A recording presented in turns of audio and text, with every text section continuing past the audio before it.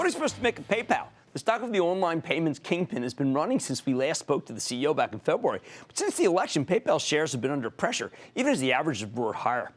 Today's Cyber Monday, the biggest online shopping day of the year, yet PayPal stock actually went lower? I mean, come on. First, the company's most recent quarter reported a little more than a month ago was good.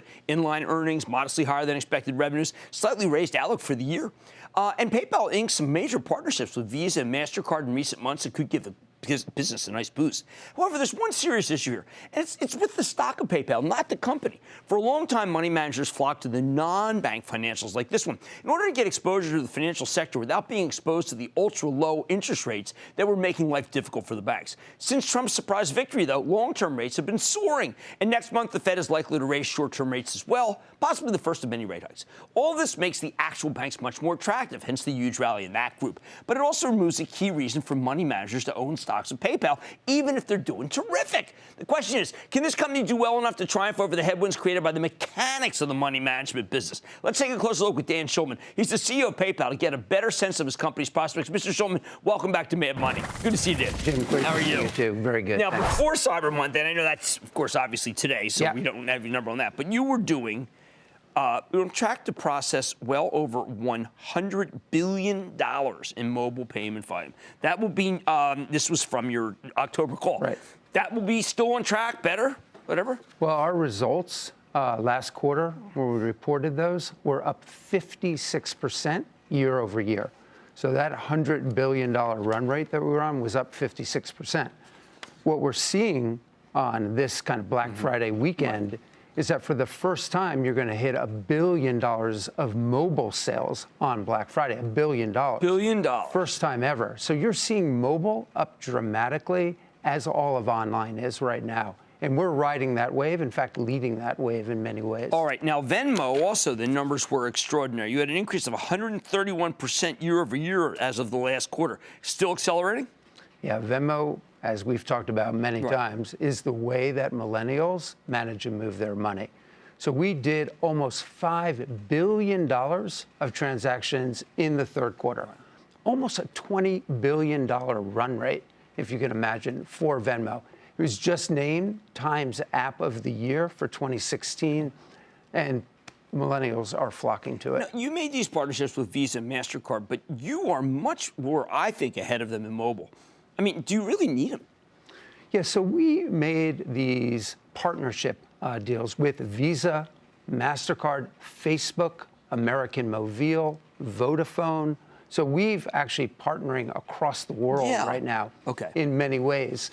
And it wasn't that we needed these partnerships. What we did is we did a strategic choice within the company of basically saying, let's give our customers the choice of how they want to pay and where they want to pay when using PayPal. And that led to very interesting partnerships and opportunities with the networks and with financial institutions across the world. Is there anything meaningful you can report yet that shows that they've caused a further acceleration in your business? So the early results, and I just want to highlight that they're very early, right? So I don't extrapolate from early results. I like to see kind of how they kind of go over a multi-quarter period. But the early results are very encouraging, right in line with the projections, maybe slightly better than the projections that we thought. So we're encouraged by that. All right, terrific. Now, one of the things that I like about you, and we've been asking about a lot of companies that are getting and attracting the best young people. Fortune 2016 award for Change the World. What are some of the things you're doing about changing the world?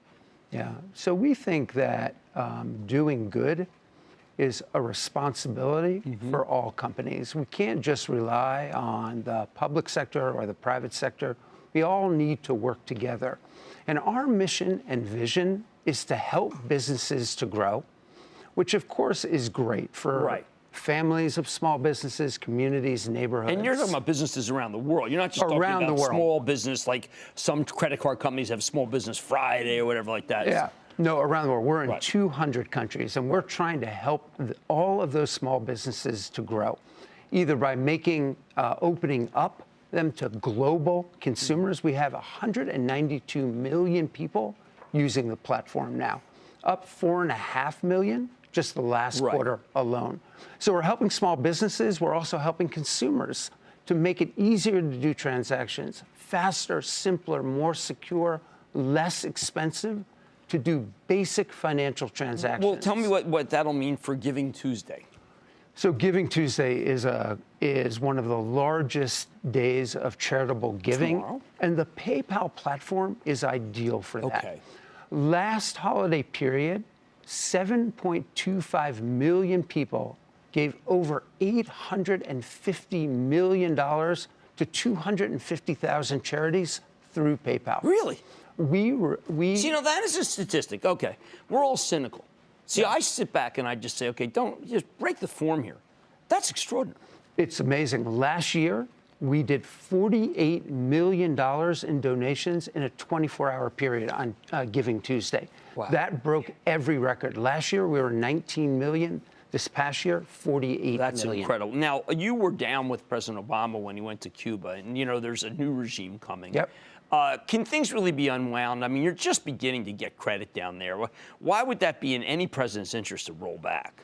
Yeah, well, I think we need to see, with the new administration coming in, what the congressional clarity is around the regulations concerning Cuba. But when I was down there, I met with lots of entrepreneurs. That's what I spent most of my time talking to.